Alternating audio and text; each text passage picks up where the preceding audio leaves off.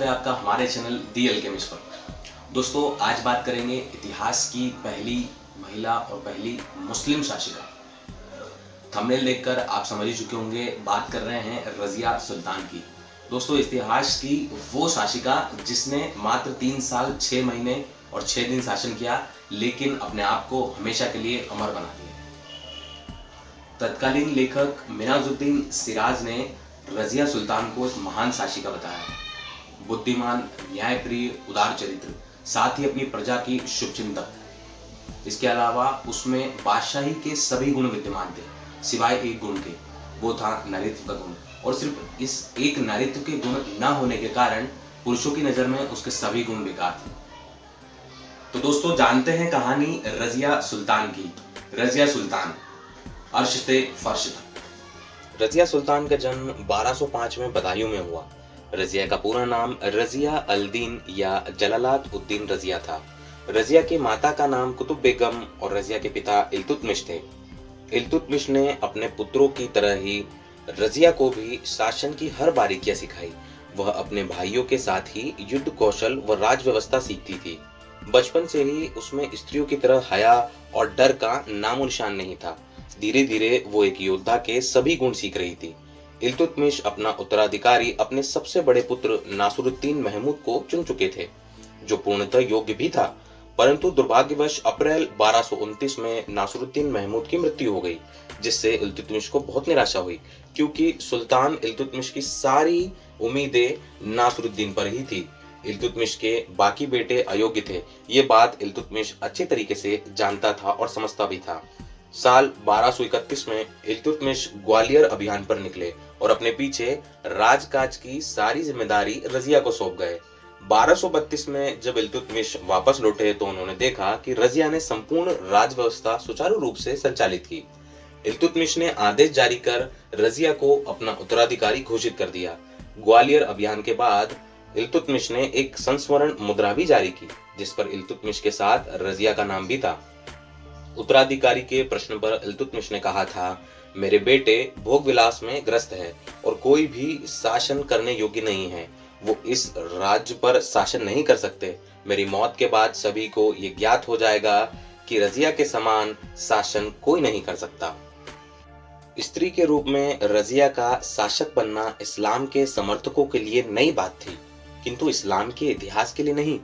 रज़िया राजनीतिक दूरदर्शिता और योग्यता से परिपूर्ण थी। सबसे पहले उसने ही सामंत वर्ग की शक्ति को तोड़ने और गैर तुर्क शासक वर्ग की शक्ति को संगठित करने का प्रयास किया। इस हिसाब से रज़िया अलाउद्दीन खिलजी और मोहम्मद बिन तुगलक की अग्रगामी थी। विदेश नीति के संबंध में भी उसने अपनी दूरदर्शिता का परिचय दिया। जब ख्वारिज्म के शासक हसन करलुक को मंगोलों ने निष्कासित कर दिया था, तब हसन रज़िया के पास सैनिक सहायता का प्रस्ताव लेकर भारत आए।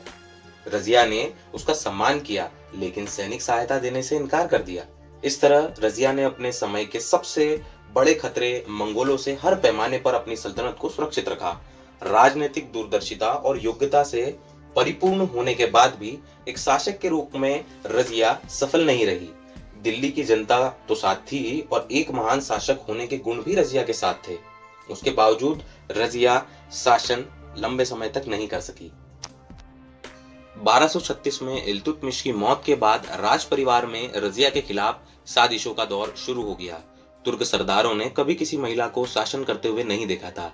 साथ ही उलमा वर्ग भी इसे शरीयत के विरुद्ध मानता था। इल्तुतमिश की मौत के दूसरे दिन ही उनके बेटे और रज़िया के भाई रुकनुद्दीन फिरोज को गद्दी पर बैठा दिया गया। इन सब के पीछे हाथ था रज़िया की सौतेली मां शाह तुर्कान और तुर्कान चहलगानी का, जिसे 40 सरदारों का समूह भी कहते हैं।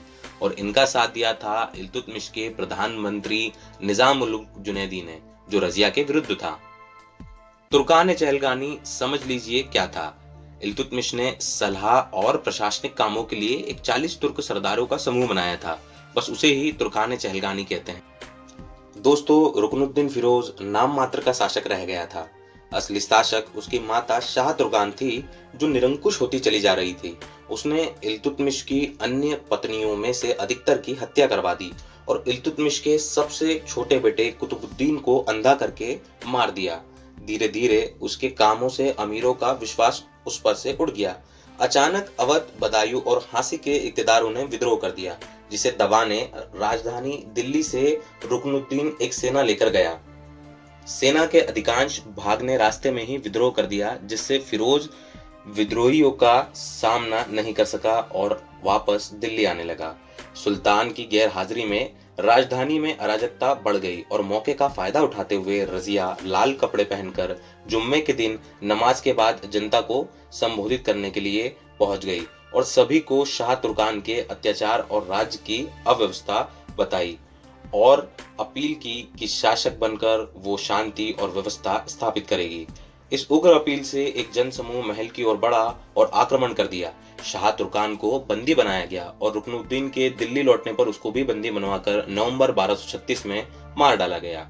इस तरीके से अपनी सूझबूझ के साथ रजिया गद्दी पर तो बैठ गई, लेकिन उसके सामने चुनौतियां कम नहीं थी।